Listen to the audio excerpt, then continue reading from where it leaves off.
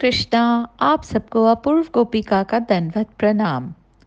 दाऊ जी के भैया कृष्ण कन्हैया, दाऊ जी के भैया कृष्ण कन्हैया, कृष्ण कन्हैया दाऊ जी के भैया, कृष्ण कन्हैया दाऊ जी के भैया। जय कृष्ण बलराम जय, कृष्ण बलराम जय, कृष्ण बलराम जय, कृष्ण बलराम। बोलो कृष्ण बलराम की जय। तो दोस्तों, जब भी आप वृंदावन जाते हैं, आप अवश्य ही वृंदावन के कृष्ण बलराम मंदिर ज़रूर गए होंगे। और वहाँ बहुत ही सुंदर छवि है दोनों भाइयों की, कृष्ण और बलराम की। आप अगर ध्यान से देखेंगे, ये मैंने क्लिपिंग में भी डाला है, तो बलराम जी का हाथ कृष्ण के कंधे पे है। वो क्यों है? क्योंकि बलराम जी भी ये बता रहे हैं कि सब कुछ कृष्णा पे टिका हुआ है, हर एक का सहारा श्री कृष्ण है। भले ही वो इस लीला में बलराम जी कृष्ण के बड़े भाई बनकर आए, पर वो पूरा दारोमदार शरणागति उनकी कृष्णा में ही है। तो चलिए, आज हम कुछ बातें, अच्छी अच्छी बातें जानते हैं बलराम जी के बारे में। क्या उनकी खासियत है? बलराम जी, जब भी आप छवि देखते हैं क्षीरोदशिकाय विष्णु की, तो आप देखेंगे विष्णु जी एक अनंत शेषनाग के ऊपर लेटे हुए हैं और लक्ष्मी जी पैर दबा रही हैं। तो ये कौन है? ये अनंत नाग कौन है? ये शेषनाग कौन है? ये बलराम जी हैं। उन्होंने अपने आप को इस स्वरूप में रखा है और अपनी सेवा प्रदान कर रहे हैं। उनके हजारों हजारों मुख हैं और प्रत्येक मुख में केवल और केवल हरि नाम संकीर्तन निकल रहा है, प्रभु का कीर्तन निकल रहा है, ईश्वर की कीर्ति गा रहे हैं।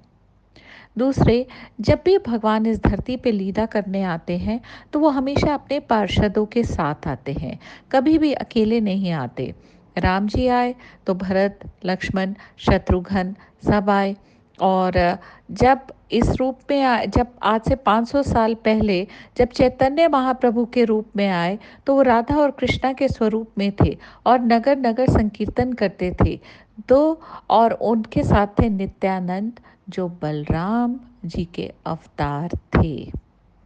इसी प्रकार जब एक बार द्वापर युग में जब कंस ने अपनी बहन देवकी का विवाह वासुदेव से किया, तो आकाशवाणी हुई कि देवकी का 8वां पुत्र कंस का वध कर देगा।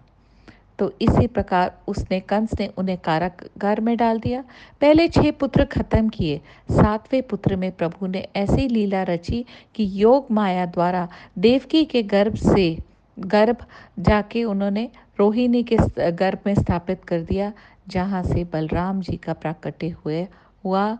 बलराम जी कृष्ण के बड़े भाई के रूप में प्रकट हुए। बोलो कृष्ण बलराम की जय।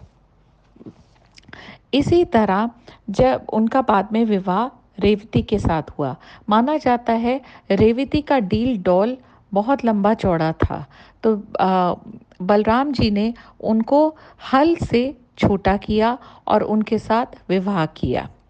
जब कृष्ण और बलराम द्वारका चले गए, तो एक बार बलराम वापस वृंदावन आए अपने माता पिता से मिलने, अपने दोस्तों से मिलने। कृष्ण जो एक बार वृंदावन से गए थे, कभी भी दोबारा वृंदावन वापस नहीं आए। जब बलराम जी वहाँ पहुँचे, तो सब लोगों ने उन्हें कृष्ण के बारे में पूछ पूछ के एकदम परेशान कर दिया।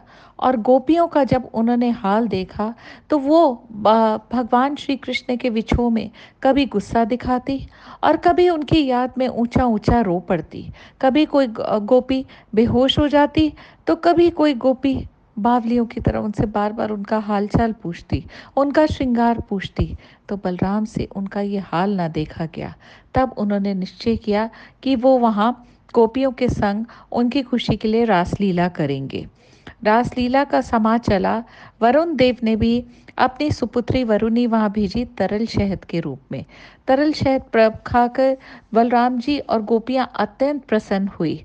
तब बलराम जी के मन में आया कि हाँ, चलिए यमुना के बीच जाके रासलीला करते हैं।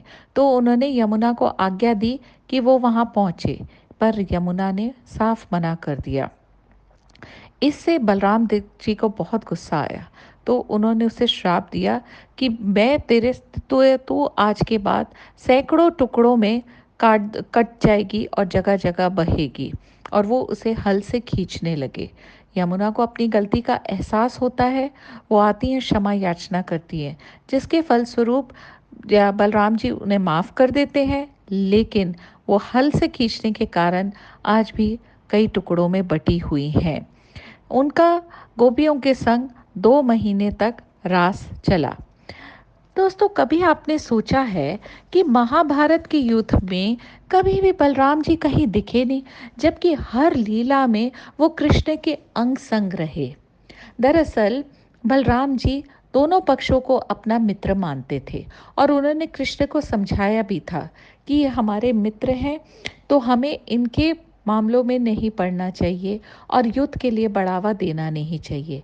परंतु श्री कृष्ण तो हमेशा धर्म और सत्य का साथ देते हैं, भले ही वो उनके फिर मित्र हो या दुश्मन हो, क्योंकि उनकी नज़रों में तो कोई मित्र या दुश्मन है ही नहीं। उन्हें तो केवल धर्म और सत्य दिखता है।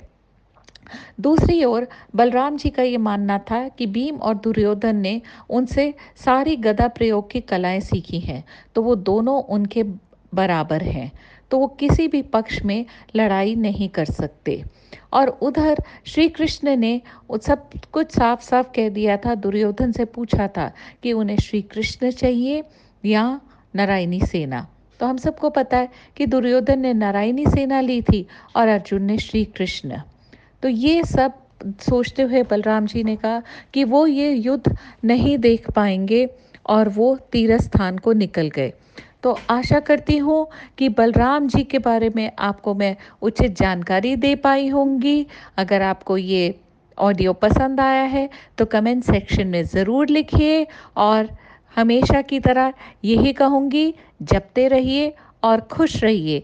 हरे कृष्णा कृष्णा कृष्णा हरे हरे, हरे राम राम राम हरे हरे।